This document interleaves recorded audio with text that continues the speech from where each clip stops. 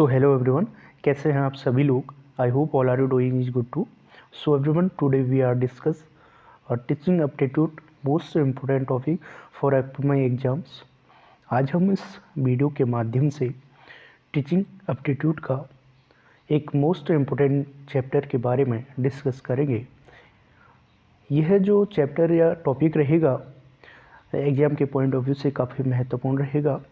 आज हम इस टॉपिक में जानने का प्रयास करेंगे समानता के लिए शिक्षा यानी एजुकेशन फॉर इक्वालिटी के बारे में जानने का प्रयास करेंगे। तो समझते हैं एजुकेशन फॉर इक्वालिटी क्या है। समानता और पहले हम जानते हैं समानता और समता में क्या अंतर है, यानी difference between equality and equity. तो समझते हैं समानता, जिसे जो है इक्वालिटी कहा जाता है इंग्लिश में। समानता का अर्थ है सभी व्यक्तियों के साथ समान व्यवहार करना। समानता यानी इक्वालिटी का अर्थ क्या होता है, सभी व्यक्तियों के साथ समान व्यवहार करना, बिना उसके व्यक्तिगत अंतर या आवश्यकताओं पर ध्यान दिए, यानी व्यक्तिगत अंतर या आवश्यकताओं पर ध्यान दिए बिना जो है आपका सभी व्यक्तियों के साथ समान व्यवहार करना। यह दृष्टिकोण मानता है कि सभी को एक जैसे संसाधन, अवसर और सुविधाएं प्रदान की जानी चाहिए। समानता जो है आपका सभी को एक जैसे संसाधन, अवसर और सुविधाएं प्रदान की जानी चाहिए, इस पे बल देता है। और उसके बाद जो है एक कक्षा में सभी छात्रों को समान पाठ्य पुस्तकें देना चाहिए। उनकी सीखने की क्षमता, उनकी पृष्ठभूमि कुछ भी हो, सभी कक्षा में जो है सभी छात्रों को समान पाठ्य पुस्तकों को देना। और उसके बाद चाहे उनकी सीखने की क्षमता और या पृष्ठभूमि कुछ भी हो। और उसके बाद जो है इक्विटी का अर्थ क्या होता है। इक्विटी का अर्थ या तात्पर्य है प्रत्येक व्यक्ति की विशिष्ट आवश्यकताओं और परिस्थितियों के अनुसार संसाधन और अवसर प्रदान करना, ताकि सभी को समान अवसर मिल सके।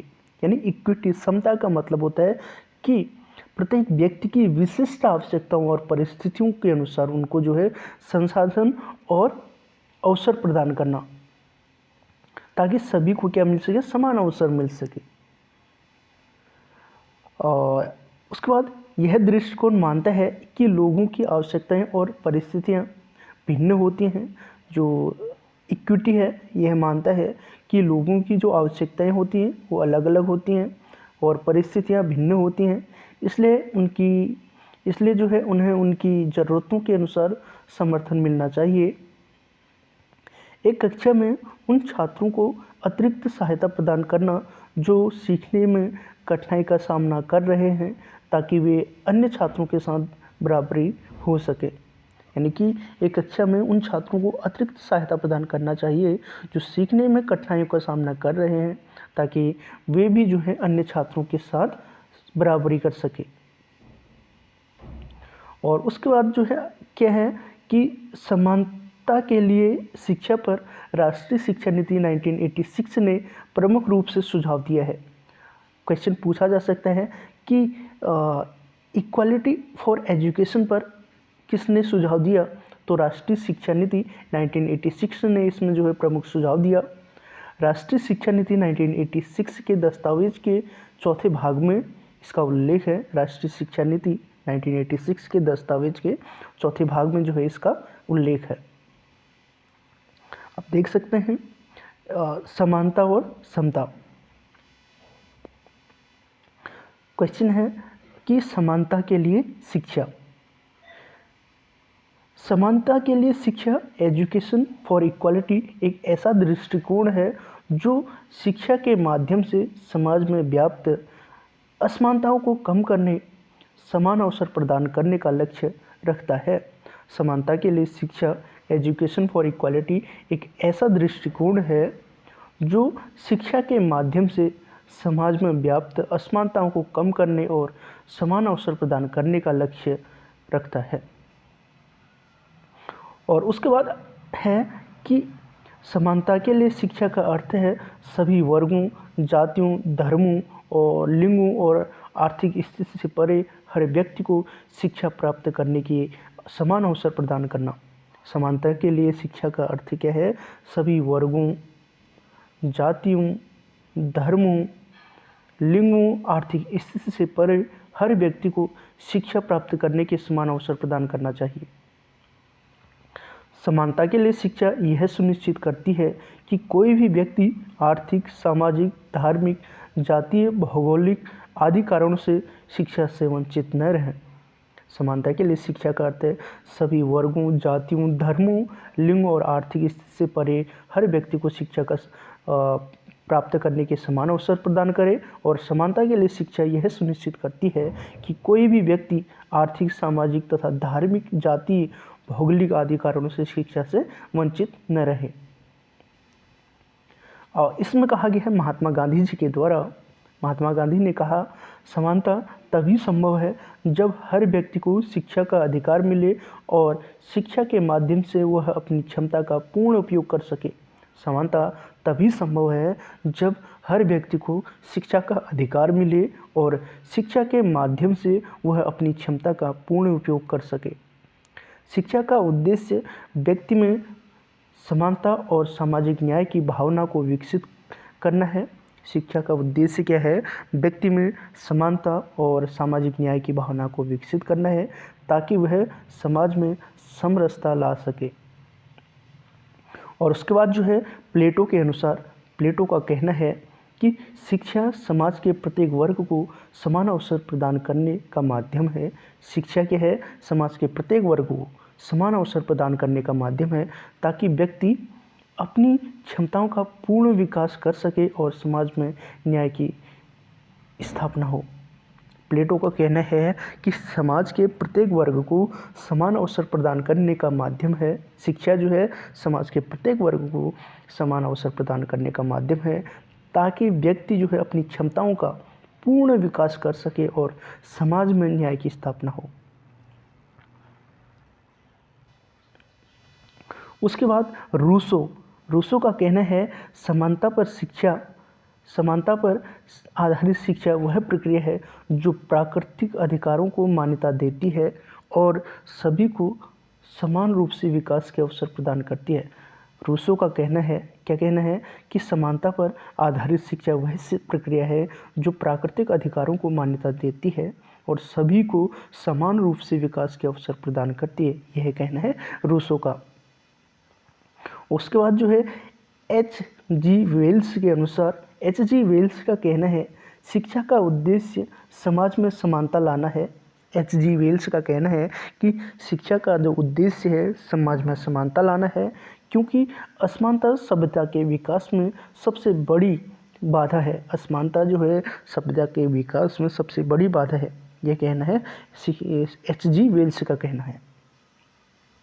उसके बाद एडम स्मिथ का कहना है समान शिक्षा का उद्देश्य समाज में समान अवसर और आर्थिक न्याय प्रदान करना है जिससे प्रत्येक व्यक्ति अपनी योग्यता के अनुसार सफलता प्राप्त कर सके। एडम स्मिथ का कहना है कि समान शिक्षा का उद्देश्य समाज में समान अवसर और आर्थिक न्याय प्रदान करना है जिससे प्रत्येक व्यक्ति जो है अपनी योग्यता के अनुसार सफलता प्राप्त कर सके। और उसके बाद जो है पंडित जवाहरलाल नेहरू का कहना है समानता आधारित शिक्षा सामाजिक और आर्थिक असमानताओं को समाप्त करने का सबसे प्रभावी तरीका है। समानता आधारित शिक्षा जो है सामाजिक और आर्थिक असमानताओं को समाप्त करने का सबसे प्रभावी तरीका है। और डॉक्टर एपीजे अब्दुल कलाम का कहना है समानता के लिए शिक्षा वह साधन है जो न केवल व्यक्ति को ज्ञान और कौशल प्रदान करती है बल्कि उसे आत्मनिर्भर और समाज में योगदान के लिए तैयार करती है।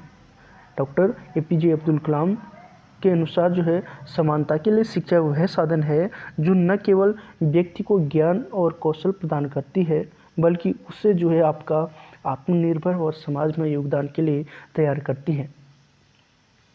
और उसके बाद जो है आपका थॉमस जेफरसन के अनुसार जो है शिक्षा का उद्देश्य हर नागरिक को समान अधिकार और स्वतंत्रता का उपयोग करने के लिए तैयार करना है। थॉमस जेफरसन का कहना है, शिक्षा का उद्देश्य हर नागरिक को समान अधिकार और स्वतंत्रता का उपयोग करने के लिए तैयार करना है। और उसके बाद जो है अगला है समानता के प्रोत्साहन हेतु संवैधानिक प्रावधान। समानता के प्रोत्साहन हेतु संवैधानिक प्रावधान क्या क्या हैं? भारतीय संविधान में समानता के लिए शिक्षा से संबंधित विभिन्न अनुच्छेद सम्मिलित किए गए हैं। भारत के संविधान में जो है समानता के लिए शिक्षा से संबंधित विभिन्न अनुच्छेद सम्मिलित किए गए हैं, जो सभी नागरिकों को समान अधिकार और अवसर प्रदान करने का वादा करते हैं। भारतीय संविधान में समानता के लिए शिक्षा से संबंधित विभिन्न अनुच्छेद सम्मिलित किए गए हैं, जो सभी नागरिकों को समान अधिकार और अवसर प्रदान करते हैं। अनुच्छेद 14 यानी आर्टिकल 14 के अंतर्गत विधि या कानून के समक्ष समानता का अधिकार। यह अनुच्छेद कहता है कि सभी व्यक्तियों को कानून के समक्ष समान अधिकार प्राप्त है। यह अनुच्छेद क्या कहता है कि सभी व्यक्तियों को कानून के समक्ष समान अधिकार प्राप्त है और राज्य किसी के साथ कोई भेदभाव नहीं करेगा। राज्य जो है किसी के साथ कोई भेदभाव नहीं करेगा। शिक्षा के क्षेत्र में यह प्रावधान सुनिश्चित करता है कि हर व्यक्ति को समान अवसर मिले। और अनुच्छेद 15 यानी आर्टिकल 15 बताता है कि भेदभाव का निषेध हो। धर्म, मूल, वंश, लिंग, जाति आदि के आधार पर किसी भी व्यक्ति के साथ कोई भी भेदभाव नहीं किया जाएगा। और अनुच्छेद 15(4) के अनुसार जो है राज्य समाज के कमजोर वर्गों जैसे अनुसूचित जाति, अनुसूचित जनजाति या पिछड़े वर्ग की प्रगति के लिए विशेष प्रावधान कर सकता है, जिसमें शिक्षा के क्षेत्र में आरक्षण और विशेष योजनाएं सम्मिलित हैं। अनुच्छेद 15(4) के अंतर्गत जो है राज्य समाज के कमजोर वर्गों जैसे अनुसूचित जाति हो गया, अनुसूचित जनजाति, पिछड़े वर्ग की प्रगति के लिए विशेष प्रावधान कर सकता है, जिसमें शिक्षा के क्षेत्र में आरक्षण और विशेष योजनाएं सम्मिलित हैं। अनुच्छेद 16 यानी आर्टिकल 16 के तहत लोक नियोजन, सार्वजनिक नियोजन अथवा नौकरियों में अवसर की समानता का अधिकार। यह अनुच्छेद शिक्षा और नौकरियों में अवसरों की समानता प्रदान कहता है कि कोई भी व्यक्ति जाति, धर्म, लिंग आदि के आधार पर वंचित नहीं रहेगा। आर्टिकल 16(4)(a) के अंतर्गत जो है SC, ST और OBC के लिए नौकरियों में आरक्षण। और उसके बाद जो है अगला है 103वां संविधान संशोधन अधिनियम 2009 के द्वारा अनुच्छेद 15 में खंड 6 तथा अनुच्छेद 16 में खंड 6 जोड़ा गया।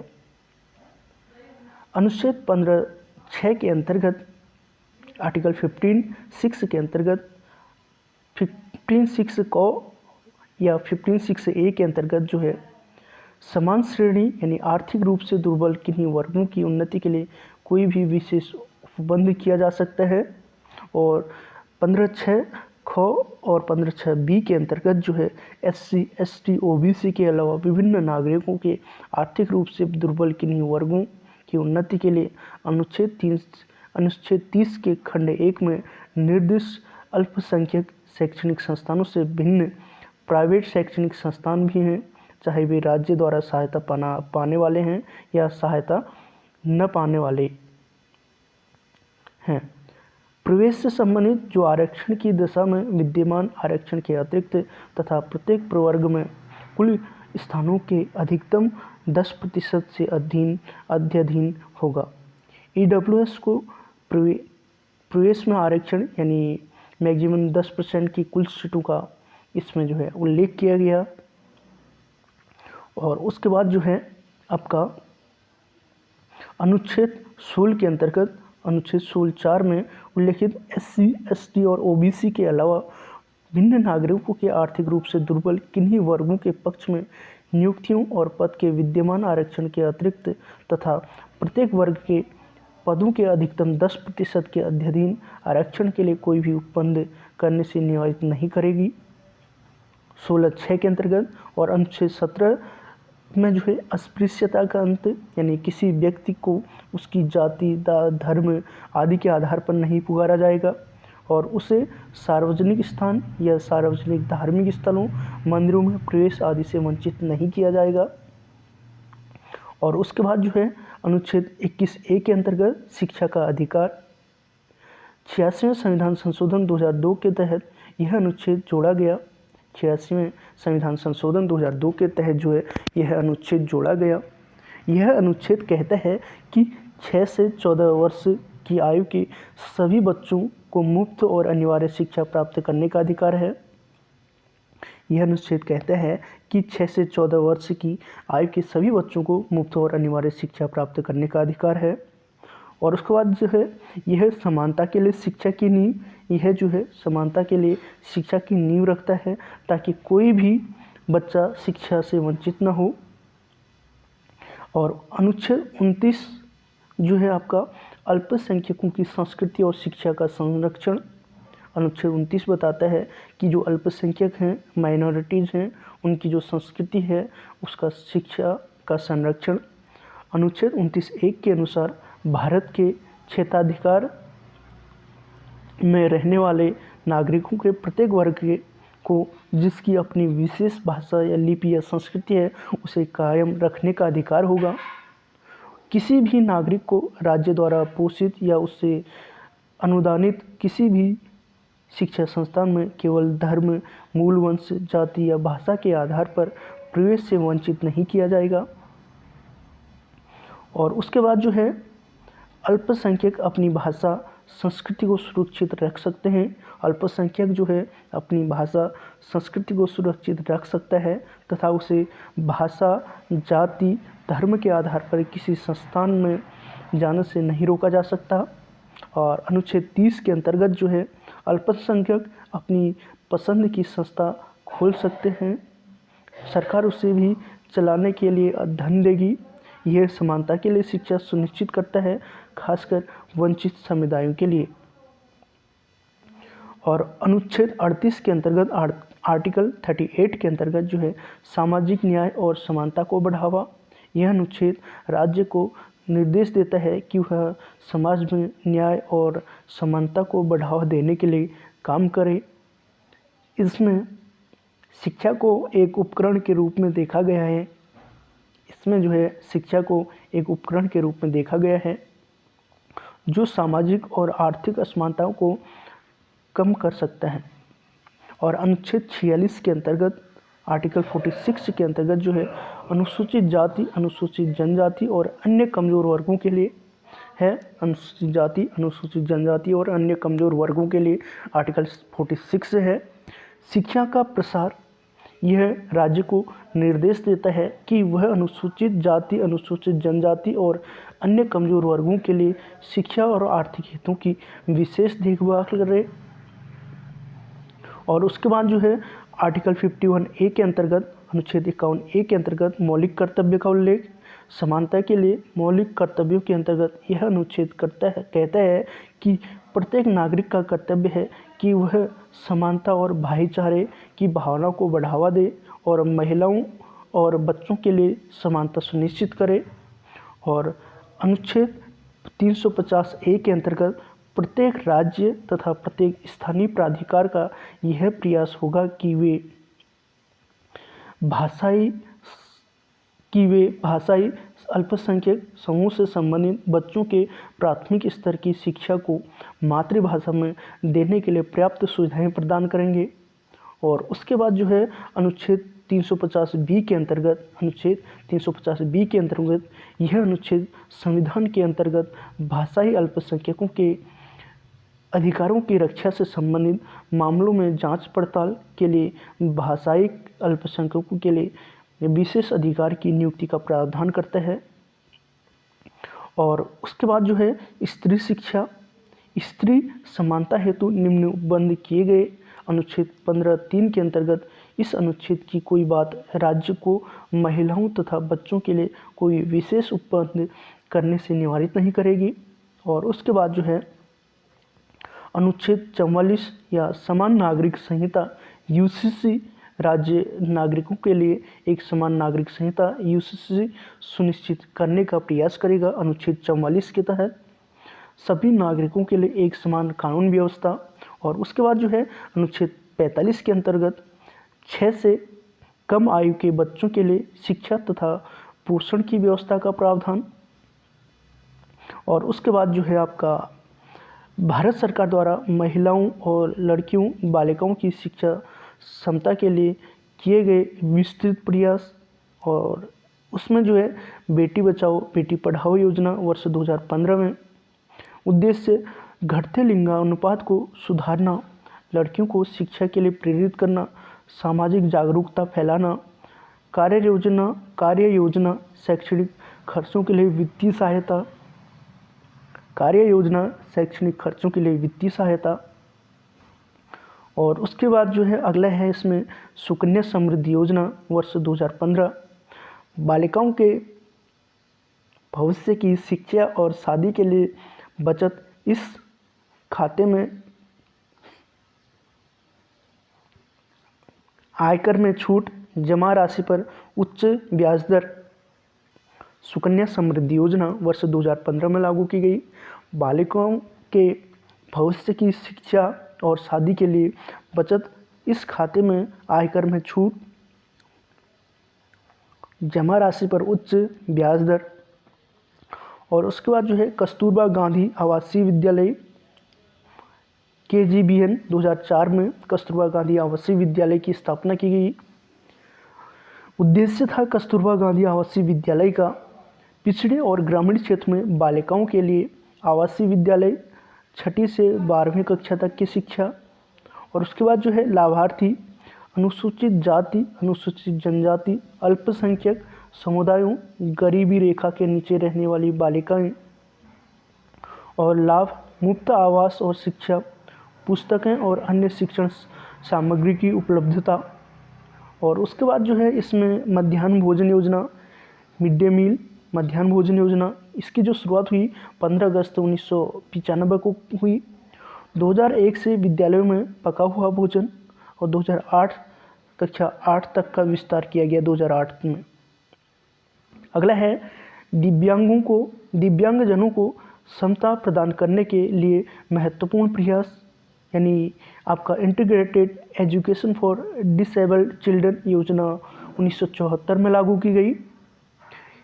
दिव्यांगजनों को समता प्रदान करने के लिए महत्वपूर्ण प्रयास, यानी integrated education for disabled children, यह योजना जो है 1974 में लागू की गई। निःशक्त व्यक्ति अधिनियम 1995, दिव्यांग व्यक्ति अधिनियम 1995, PWD एक्ट 1995। यह दिव्यांग व्यक्तियों के हितों के लिए भारत में बनाया गया पहला अधिनियम था। और इस एक्ट की धारा 1 के अनुसार इस अधिनियम का संक्षिप्त नाम निःशक्त व्यक्ति समान अवसर अधिकार संरक्षण और पूर्ण भागीदारी अधिनियम 1995 है। PWD एक्ट 1995 संपूर्ण भारत में 7 फरवरी 1996 से लागू हुआ। एक्सेप्ट किया गया आपका जम्मू एंड कश्मीर में भी 1995 में 7 फरवरी 1996 से। और उसके बाद जो है PWD एक्ट 1995 में इसमें जो है 14 अध्याय एवं कुल 74 धाराएं हैं। PWD एक्ट 1995 के अध्याय 5 में दिव्यांग छात्रों के संबंध में उनकी शिक्षा के लिए दिए गए दिशा निर्देश का वर्णन। और उसके बाद जो है आपका धारा 26 के अंतर्गत समुचित सरकारों और स्थानीय प्राधिकारियों द्वारा निःशक्त बालकों के लिए निःशुल्क शिक्षा आदि की व्यवस्था का किया जाना। और उसके बाद जो है 26 क के अंतर्गत यह सुनिश्चित करेंगे कि प्रत्येक निःशक्त बालक को 18 वर्ष की आयु प्राप्त कर लेने तक उचित वातावरण में निःशुल्क शिक्षा प्राप्त हो सकेगी।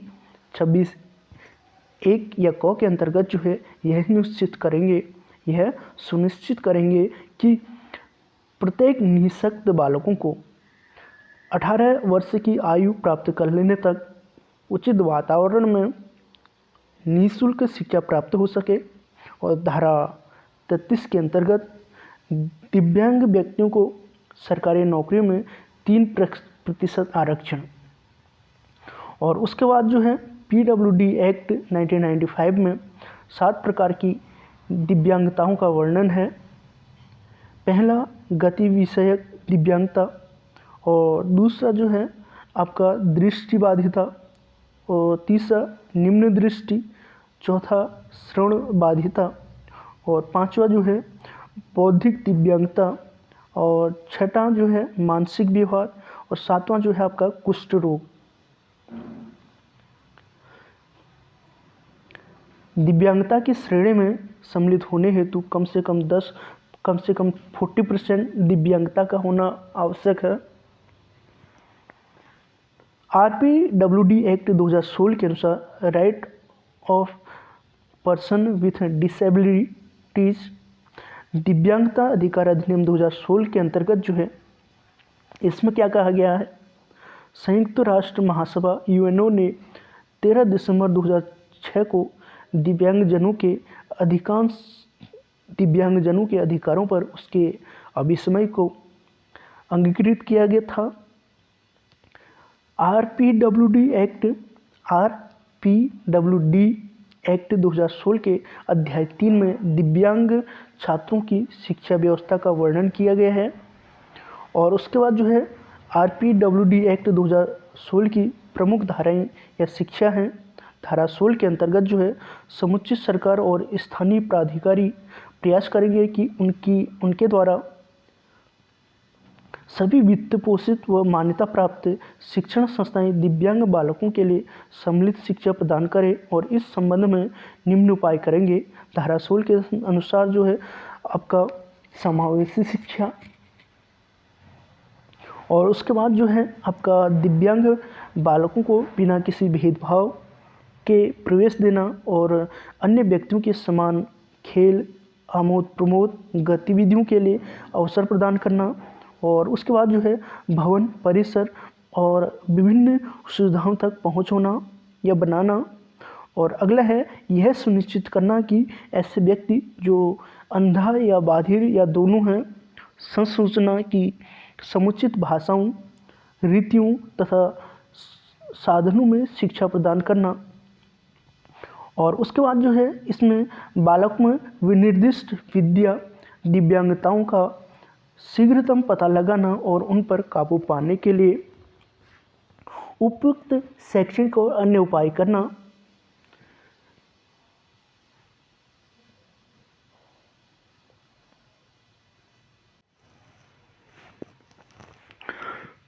अगला है इसमें दिव्यांग बालकों और उच्च सहायता की आवश्यकता वाले दिव्यांग बालकों के परिचय के लिए भी आपका परिवहन सुविधाएं उपलब्ध कराना।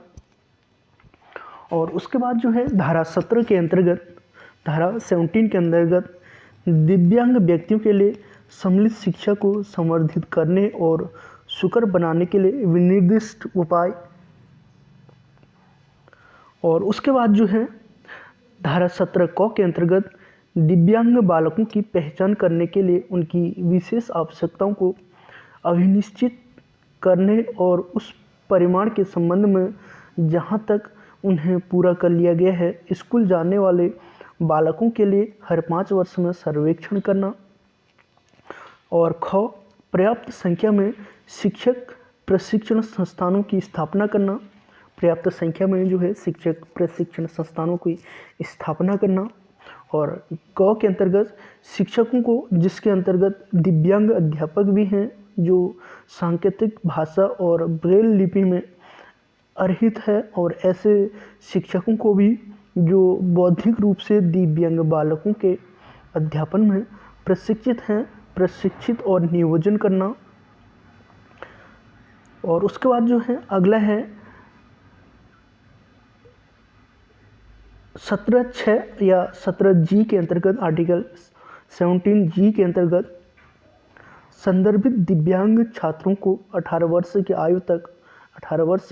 आयु तक पुस्तकें, अन्य विद्या सामग्री और समुचित सहायक युक्तियाँ निःशुल्क उपलब्ध कराना। और उसके बाद जो है धारा 18 में प्रौढ़ शिक्षा, समुचित सरकार या स्थानीय प्राधिकारी प्रौढ़ शिक्षा में दिव्यांगजनों की भागीदारी को संवर्धित, सुरक्षित और सुनिश्चित करने के लिए अन्य व्यक्तियों के समान शिक्षा कार्यक्रम जारी रखने के लिए उपाय करेंगे। और उसके बाद जो है धारा 31 के अंतर्गत संदर्भित दिव्यांग बालकों की निःशुल्क शिक्षा, धारा 31 के अंतर्गत जो है संदर्भित दिव्यांग बालकों की निःशुल्क शिक्षा, धारा 31(1) के अंतर्गत जो है निःशुल्क और अनिवार्य बाल शिक्षा का अधिकार अधिनियम 2009 में अंतर्विष्ट किसी बात के होते हुए भी 6 वर्ष से 18 वर्ष तक का संदर्भित प्रत्येक दिव्यांग बालक का निकटवर्ती विद्यालय या उसकी पसंद के किसी विशेष विद्यालय में निःशुल्क शिक्षा का अधिकार होगा। और उसके बाद जो है 31(2) के अंतर्गत धारा 31(2) के अंतर्गत समुचित सरकार और स्थानीय प्राधिकारी यह सुनिश्चित करेंगे कि संदर्भित प्रत्येक दिव्यांग बालक को 18 वर्ष की आयु प्राप्त होने तक समुचित वातावरण में निःशुल्क शिक्षा की पहुंच हो। और धारा 32 के अंतर्गत उच्च शिक्षा संस्थाओं में आरक्षण, यानी कि उच्च शिक्षा की सभी सरकारी संस्थाएं और सरकार से सहायता प्राप्त कर रही अन्य शिक्षा संस्थाएं संदर्भित दिव्यांगजनों के लिए कम से कम 5% स्थानों को आरक्षित रखेगी।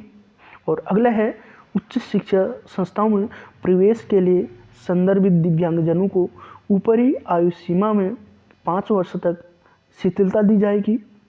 और धारा 34 के अंतर्गत आरक्षण, 34(1) के अंतर्गत प्रत्येक समुचित सरकार प्रत्येक सरकारी स्थापना में नियुक्ति के लिए संदर्भित दिव्यांगजनों द्वारा भरे जाने के लिए आश्रित पदों के प्रत्येक समूह में से प्रवर्ग में कुल रिक्तियों की संख्या 4% दिव्यांगजनों के लिए आरक्षित। और धारा 31(1) के अंतर्गत जो है आपका सरकार का कार्य यह है कि यह सुनिश्चित करे कि दिव्यांग व्यक्ति भी अन्य व्यक्तियों के लिए समानता के अधिकार, प्रतिष्ठा के साथ जीवन यापन और अखंडता के प्रति सम्मान के अधिकार का उपभोग करें। और उसके बाद जो है धारा 3 के अंतर्गत जो है किसी भी विकलांग व्यक्ति से विकलांगता के आधार पर भेदभाव नहीं किया जाएगा। और धारा 3(4) के अंतर्गत किसी भी विकलांग व्यक्ति को उसकी व्यक्तिगत स्वतंत्रता से वंचित नहीं किया जाएगा। और धारा 4 के अंतर्गत जो है दिव्यांग महिला व बच्चों के लिए भी अधिकारों को सुनिश्चित करना। और धारा 5 के अंतर्गत जो है दिव्यांग लोगों को समाज में रहने का अधिकार है। और धारा 6 के अंतर्गत जो है दिव्यांग लोगों को प्रताड़ना, निर्ममता, अमानवीय अथवा निकृष्ट व्यवहार से सुरक्षा प्रदान करना। और उसके बाद जो है धारा 7 के अंतर्गत दिव्यांग व्यक्तियों को दुरुपयोग, हिंसा तथा शोषण से बचाने का उपाय। और धारा 11 के अंतर्गत जो है भारत निर्वाचन आयोग और राज्य निर्वाचन आयोग यह सुनिश्चित करेंगे कि सभी मतदान केंद्र दिव्यांगजनों की पहुंच में हो और निर्वाचन प्रक्रिया से संबंधित सभी सामग्री उनके लिए सहजता से समझने योग्य और उनकी पहुंच में हो। और धारा 66(1) के अंतर्गत राज्य दिव्यांगता सलाहकार बोर्ड का गठन करेगा। और धारा 84 के अंतर्गत जो है आपका विशेष न्यायालय की स्थापना। धारा 89 के अंतर्गत जो है धारा 89 के अंतर्गत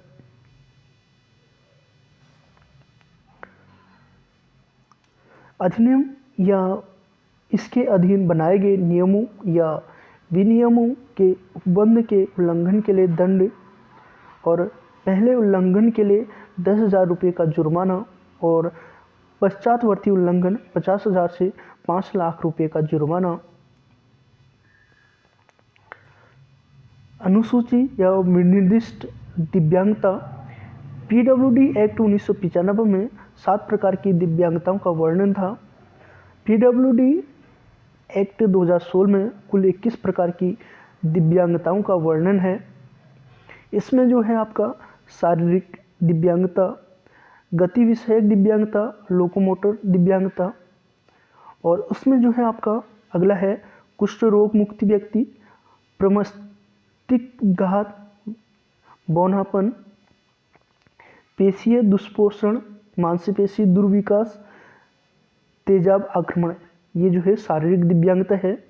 और उसके बाद जो है अगला है इसमें दृष्टिगत ह्रास या दृश्य हानि, अंधापन, कम दृष्टि, इसको शामिल किया गया है। और उसके बाद जो है श्रवण बाधिता, बहरा, सुनने में कठिन या ऊंचा।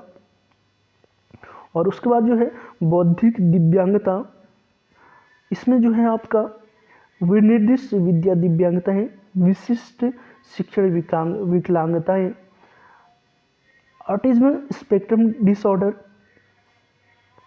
और उसके बाद जो है मानसिक व्यवहार या मानसिक बीमारी के अंतर्गत जो है आपका दिव्यांगता का कारण है क्रोनिक न्यूरोलॉजिकल स्थितियाँ, क्रोनिक न्यूरोलॉजिकल स्थितियाँ, मल्टीपल स्क्लेरोसिस, पार्किंसन रोग।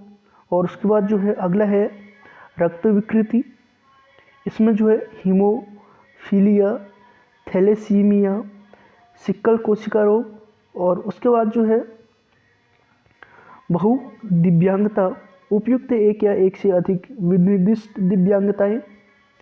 भारत सरकार द्वारा महिलाओं और लड़कियों बालिकाओं की शिक्षा क्षमता के लिए किए गए विस्तृत प्रयास। अगला है इसमें बेटी बचाओ बेटी पढ़ाओ योजना वर्ष 2015, बेटी बचाओ बेटी पढ़ाओ योजना जो है आपका 2015 में उद्देश्य था घटते लिंगानुपात को सुधारना, लड़कियों को शिक्षा के लिए प्रेरित करना, सामाजिक जागरूकता फैलाना, कार्य योजना शैक्षणिक खर्चों के लिए वित्तीय सहायता। और उसके बाद इसमें है आपका सुकन्या समृद्धि योजना वर्ष 2015, बालिकाओं के भविष्य की शिक्षा और शादी के लिए बचत। इस खाते में आयकर में छूट, जमा राशि पर उच्च ब्याज दर। और उसके बाद जो है आपका कस्तूरबा गांधी आवासीय योजना, कस्तूरबा गांधी आवासीय योजना 2004, पिछड़े और ग्रामीण क्षेत्र में बालिकाओं के लिए आवासीय विद्यालय, 6ठी से 12वीं कक्षा तक की शिक्षा, लाभार्थी अनुसूचित जाति, अनुसूचित जनजाति, अल्पसंख्यक समुदायों और गरीबी रेखा से नीचे रहने वाली बालिकाएं, लाभ मुफ्त आवास और शिक्षा, पुस्तकें और अन्य शिक्षण सामग्री की उपलब्धता इसमें शामिल किया गया है। उसके बाद मध्याह्न भोजन योजना, मिड डे मील 15 अगस्त 1995 को लागू किया गया। 2001 से विद्यालयों में पका हुआ भोजन और 2008 में जो है कक्षा 8 तक इसको विस्तारित किया गया। और अगला है इसमें समानता के लिए शिक्षा की सुनिश्चितता में शिक्षक, विद्यालय तथा पाठ्यचर्या। एक है कक्षा कक्ष में समानता के लिए के प्रोत्साहन में शिक्षकों तथा विद्यालय की भूमिका, विद्यालय प्रबंधन को सभी शिक्षकों तथा विद्यार्थियों सभी के साथ समानतापूर्वक व्यवहार करना चाहिए। और उसके बाद जो है कक्षा कक्ष में शिक्षकों को शिक्षण अधिगम के दौरान तथा विभिन्न गतिविधियों के समय विद्यार्थियों के समक्ष समानता का व्यवहार करना चाहिए। और उसके बाद जो है शिक्षकों द्वारा धर्म, लिंग, जाति, संस्कृति, भाषा आदि के आधार पर विद्यार्थियों के साथ भेदभाव नहीं किया जाना चाहिए। और उसके बाद जो है यदि शिक्षक विद्यार्थियों के लिए निर्धारित पाठ्यपुस्तक के अतिरिक्त कोई अधिगम सामग्रियों का उपयोग करते हैं तब यह ध्यान देना होगा कि सामग्रियाँ किसी व्यक्ति तथा वर्ग एवं समाज की विचारधारा के विरुद्ध कोई भेदभाव उत्पन्न न करे। और उसके बाद जो है अगला है इसमें शिक्षण के लिए विधियों, तकनीकों और तथा रणनीतियों के चयन के लिए शिक्षक को अधिक सावधान होने की आवश्यकता है ताकि शिक्षण अधिगम प्रक्रिया में विभिन्न गतिविधियों को सम्मिलित किया जा सके जो कक्ष शिक्षण में बहुसंस्कृति तथा विविधता के प्रसंग को प्रस्तुत करता है। और अगला है इसमें आपका, शिक्षक को यह ध्यान विशेष रूप से देना चाहिए कि कहीं छात्र आपस में धर्म, लिंग, जाति, संस्कृति के आधार पर भेदभाव न करें। छात्रों को नैतिक शिक्षा एवं समानता के लिए शिक्षा आधारित ज्ञान प्रदान करना चाहिए। और उसके बाद जो है समानता की सुनिश्चितता में पाठ्यचर्या की भूमिका। समानता की सुनिश्चितता में पाठ्यचर्या की भूमिका। पाठ्यचर्या इसमें जो है क्या आएगा आपका, अधिकार तथा उत्तरदायित्व, समावेशी पाठ्यचर्या, समावेशी अधिगम, विविधता के लिए उत्तरदायी, समान अवसर के लिए पाठ्यचर्या। इसमें है विद्यार्थियों एवं समूह के रूप में पहचान की बहुलता के लिए लक्षित तथा उत्तरदायी होने के बजाय समानता एवं विविधता को पाठ्यचर्या में सम्मिलित करना चाहिए। और पाठ्यचर्या की महत्वपूर्ण भूमिका यह है कि यह सर्वसाधारण के लिए होनी चाहिए, न कि केवल कक्षा के लिए होनी चाहिए। सामाजिक तथा शैक्षिक रूप से पिछड़े वर्गों को भी पाठ्यचर्या में समान रूप से सम्मिलित करना चाहिए। सीमांतता का अध्ययन, विविधता में एकता, विचार में समानता, विचार तथा कार्य जैसे प्रकरण भी विद्यालय, कॉलेज पाठ्यचर्या में परिलक्षित होने चाहिए। और समानता के लिए शिक्षा का महत्व, समानता के लिए जो है आपका शिक्षा का क्या महत्व होगा। सामाजिक समानता को समाप्त करना, शिक्षा धर्म, जाति, लिंग और वर्ग के भेदभाव को खत्म करने में मदद करती है। यह सभी को समान अधिकार और समानता का अनुभव कराती है। और उसके बाद जो है आर्थिक असमानता को कम करना, शिक्षा गरीबी और वंचित वर्ग के लोगों को आत्मनिर्भर बनाने का अवसर देती है। इससे जो है गरीबी और बेरोजगारी को कम किया जा सकता है।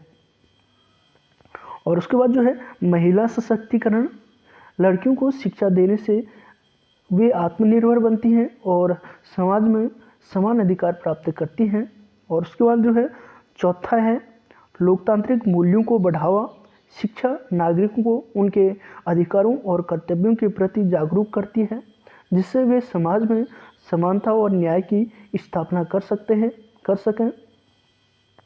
और उसके बाद जो है अगला है बच्चों के जीवन स्तर में सुधार। बच्चों के जीवन स्तर में सुधार, नैतिक और समानता के लिए शिक्षा के द्वारा छात्रों के जीवन स्तर में सुधार किया जा सकता है। नैतिक और समानता के लिए शिक्षा के द्वारा छात्रों के जीवन में सुधार किया जा सकता है। धन्यवाद। आशा है कि समानता के लिए शिक्षा का जो यह वर्णन था आपके लिए यूज़फुल रहा होगा। बने रहिए हमारे साथ वन स्टॉप एजुकेशन पोर्टल के साथ। धन्यवाद।